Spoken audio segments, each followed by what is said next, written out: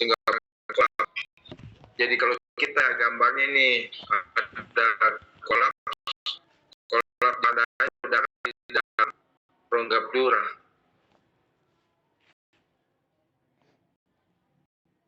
Ini kalau dari gambar dari pneumotoraks.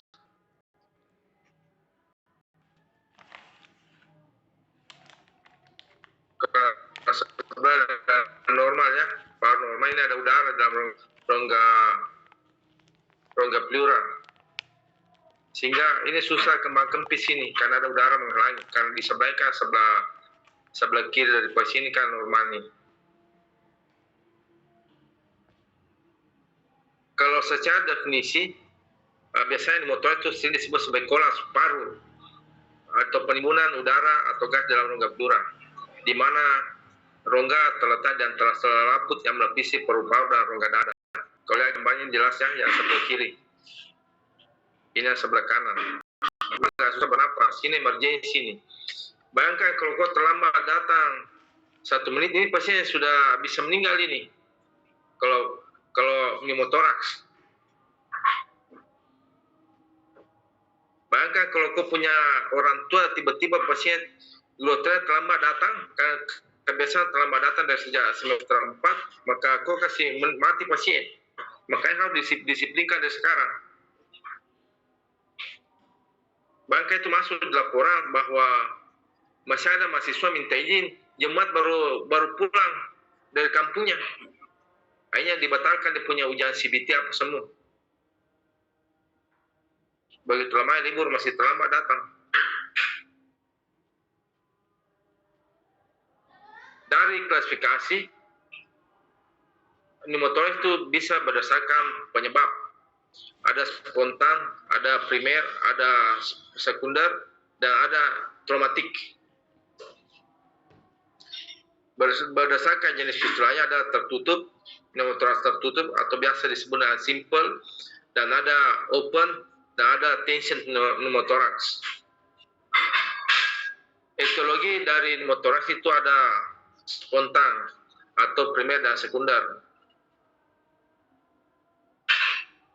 Pneumotoraks spontan primer terjadi tanpa disertai penyakit paru yang mendasarinya, sedangkan sekunder komplikasi dari penyakit paru yang mendahulunya. Pneumotoraks traumatik biasanya terjadi akibat cedera trauma pada dada. Trauma bersifat menembus, luka tusuk, peluru atau tumpul, benturan pada kecelakaan. Pneumotoraks juga bisa merupakan komplikasi dari tindakan medis tertentu, misalnya torakosintesis.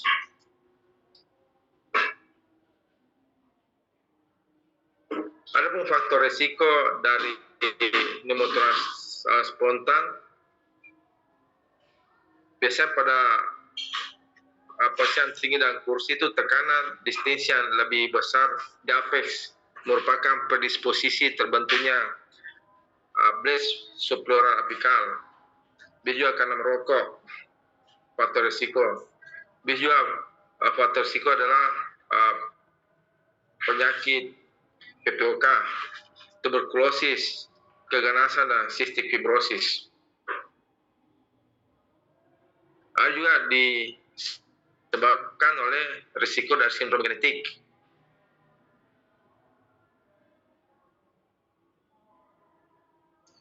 Secara patofisiologi, ketika terjadi inspirasi, udara bertekanan tinggi yang cukup besar terakumulasi di kafum pleura. Jadi, kafum pleura ini. Dan tidak dapat keluar sepenuhnya selama inspirasi. Baru kobras pada sisi bilateral. Saat tekanan meningkat, mediastinum bergeser ke sisi kontralateral. Pada kasus barat, biasanya peningkatan tekanan juga dapat menekan jantung, paru kontralateral, dan pembuluh darah, yang mana mengakibatkan ketidakstabilan hemodinamik.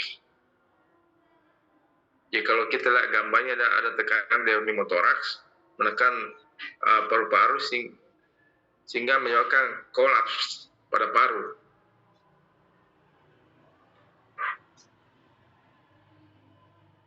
Kalau kita anamnesis, itu biasanya sesak napas sampai 100%. nyeri dada luar biasa 75-90%, kemudian pasien merasa lemes, gejala minimal sekitar 10%. Luas sesi motoras kadang-kadang tidak berbanding lurus dengan beratnya gejala. Untuk pemeriksaan fisik itu dilakukan inspeksi, palpasi, tasi. Nah, ini sudah jelas ini kalau kita inspeksi dibuka dada, dia asimetris, tertinggal pada hemitoraks yang sakit, tidak bisa kembang kempis hemitoraks yang sakitnya. Kemudian palpasi biasanya taktil frenitus pada hemitoraks yang sakit. Kalau diperkusi hipersonor, kemudian auskultasi suara napas menurun. Kemudian tanda itu biasa timbul takikardia, penggawalan paru terhambat, hipotensi, deviasi trachea, dan biasa timbul cyanosis karena agak susah bernapas. Kalau radiologi ini biasa hiperelusen avaskuler. Kemudian deviasi trachea, ini kita lihat deviasi trachea.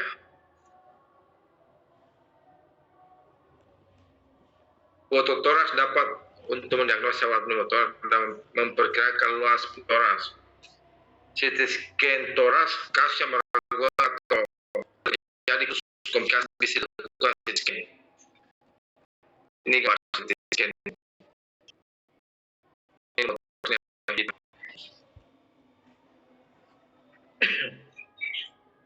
Biasanya kalau udara banyak dia warna hitam, fluorescent.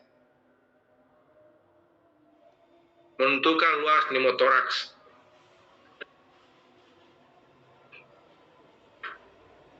Di daerah apex ini bisa terdeteksi.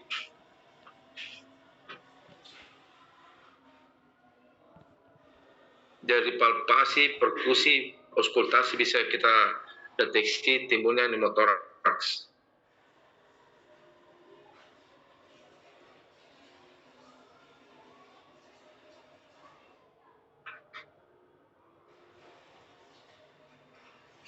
Namanya spontaneous pneumotoraks. Spontaneous pneumotoraks jika bilateral atau hemodinamik tidak stabil, proses chest drain. Biasanya umur lebih dari 50, signifikan histori merokok. Kalau tidak ada gejala umur 50 tahun, tidak ada yang ini warna kuning nih, primary pneumotoraks tidak ada. Kalau ada, berarti akan timbul secondary pneumotoraks. Ini kalau mau capture bisa ya, di laptopnya di capture aja, biar bisa diingat.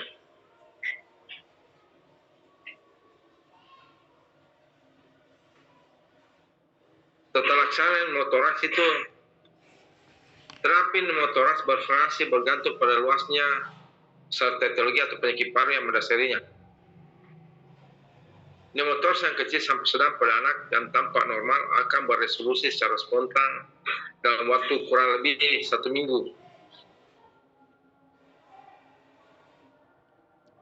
Kalau medikamentosa, tidak pengobatan spesifik, tapi boleh diberikan antibiotik jika penyebab pneumotoraks adalah infeksi atau untuk mencegah infeksi. Needle aspiration dilakukan pada keadaan gawat darurat. Ini yang penting nih, needle aspiration kalau gawat darurat, karena bisa menyebabkan kematian. Seperti misalnya tadi yang terlambat 1 menit itu sangat berbahaya, bisa menyebabkan kematian. Sehingga perlu dilakukan needle aspiration. Maka sangat penting ini. Beda kalau infeksi misalnya, itu lain persoalan lagi. Bahkan bisa lakukan chest tube tracheostomy pada kondisi threatening.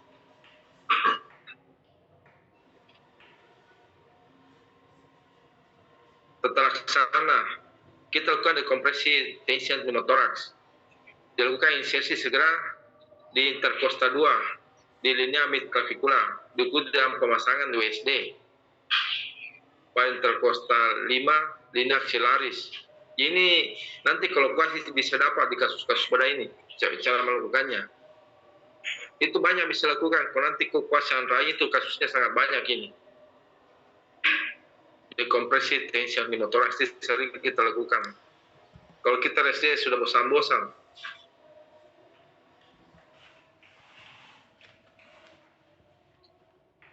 Jadi pada ATLS tempat yang ideal untuk dekompresi tension pneumotoraks di Kota 5, tindak selaras anterior medial. Ini paling sering kita lakukan di sini. Kalau kuas itu banyak kasusnya.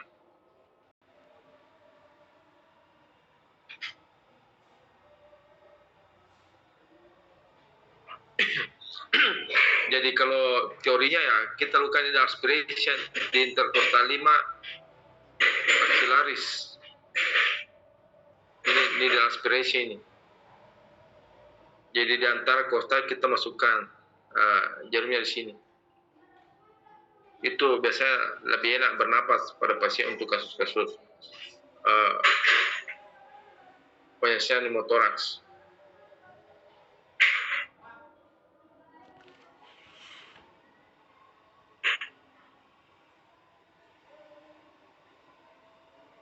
Biasanya lanjutnya setelah terpasang ini kita masukkan drain.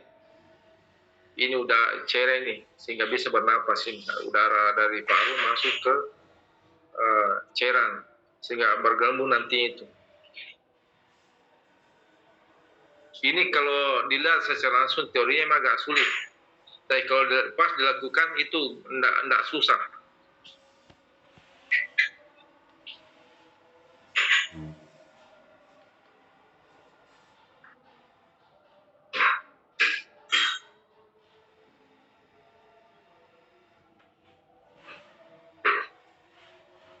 Ini ada beberapa kasus pneumotoraks yang dilakukan pemasangan WSD. Kata kelas, yang mana timur pneumotoraks nih kalau lihat fotonya? Aus. Tapi dok, di sebelah kiri yang hiperlucent atau yang gelap sekali dok. Iya. Jadi itu ya. Yang sebelah sini toh, sebelah kanan per pasien toh. Tapi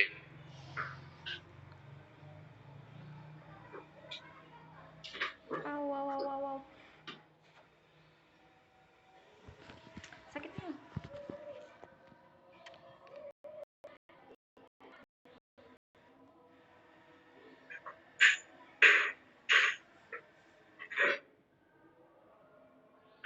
kalau yang sebelah kanan, dari kanan, yang mana timbul pneumotoraks di situ?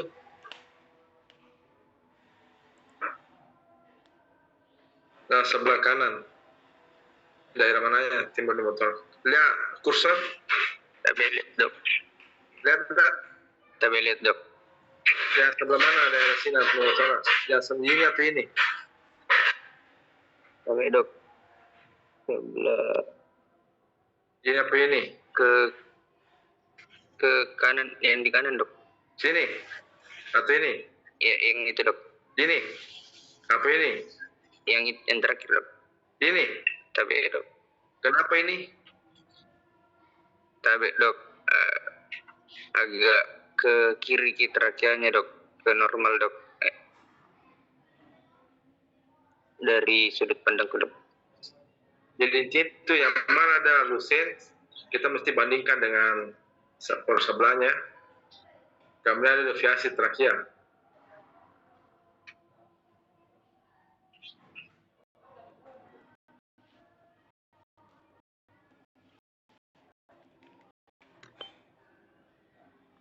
Pneumotoraks selesai.